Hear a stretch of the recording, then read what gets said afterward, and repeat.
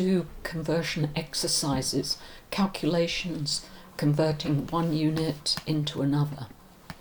And to begin with here, we're going to look at a question with 5 litres of milk, and how many gallons is that? And you have to make a plan.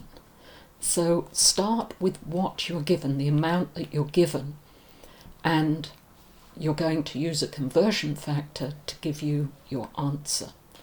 So importantly, look at the unit that you're given and its conversion factor. So here you've got 5.0 litres of milk, and I put this grid in there,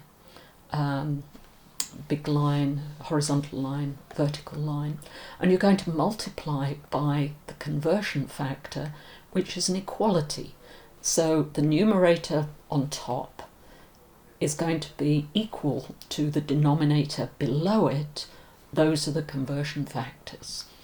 And what we have looking right at the top, we want the gallon to litres, and 3.78 litres is 1 gallon. But which way round do you put it? Which is the numerator, which is the denominator? And it's all about what was the unit of the amount that you were given, 5.0 litres.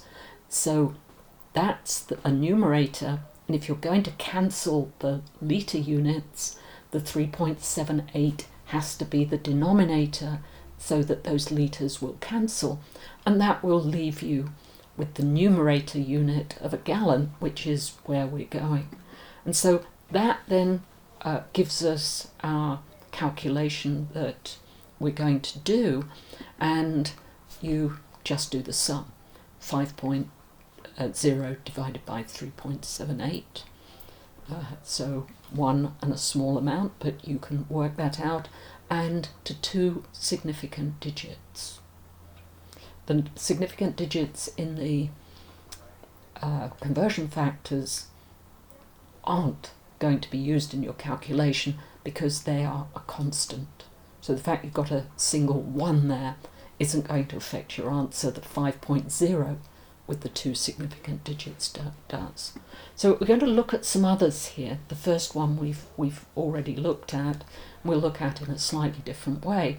And then 4 others just to go through these calculations. So start off on the left with the value you're given. Determine your conversion factor. Now, you're going to be given that, or you look it up. So again, you put the 3.78 litres underneath as the denominator, and then you do your calculation. The second problem, if you weigh 95 pounds, how many kilograms is that? And your conversion factor, 1 kilogram, is 2.2 pounds. So you start off with the unit pound with your 95 pounds. So in your conversion factor, your 2.2 is going to be your denominator. And so the 1 kilogram will go above that, and you will do the arithmetic for the sum, and your answer unit will be in kilograms.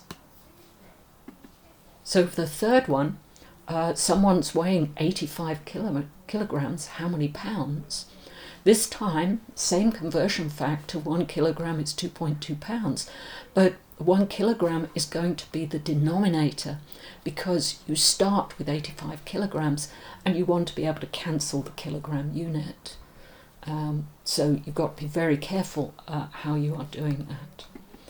And then you've got aluminum foil, and you've got an area in square inches, and you're going to have square centimetres, but your conversion factor is linear. 1 inch is 2.54 centimetres, and so you've got to figure in area where you've got square inches or centimetres. So again, start with the number that you're given, 76.4 square inches, and then do the calculation. My 1 inch squared will be a square that is 2.54 centimetres by 2.54 centimetres. So both numbers have to be squared for this, and have to be put into the calculation. So my answer will be in square centimetres. And then the fifth one I'm going to do in two parts. So this is density.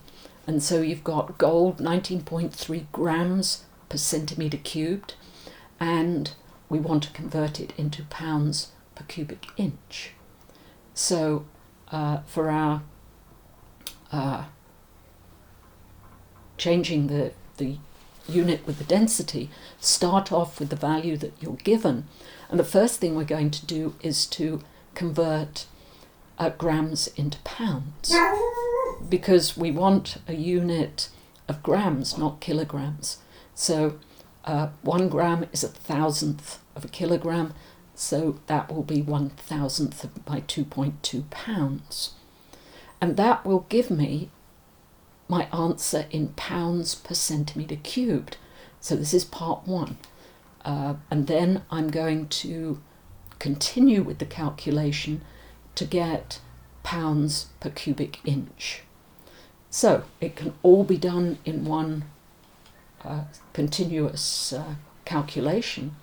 So the centimetre cube that is here, pounds per centimetre cubed, it's pounds over centimetre cubed, so it's essentially a denominator. So I will want centimetre cubed as my numerator.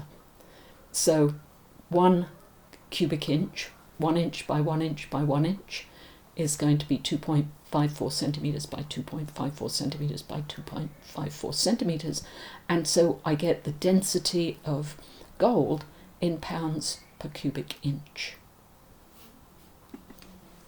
And some other practice, but again, show each calculation clearly. You've been given the conversion factors here, but be careful to read whether you're going to need to square, cube, look at grams instead of kilograms.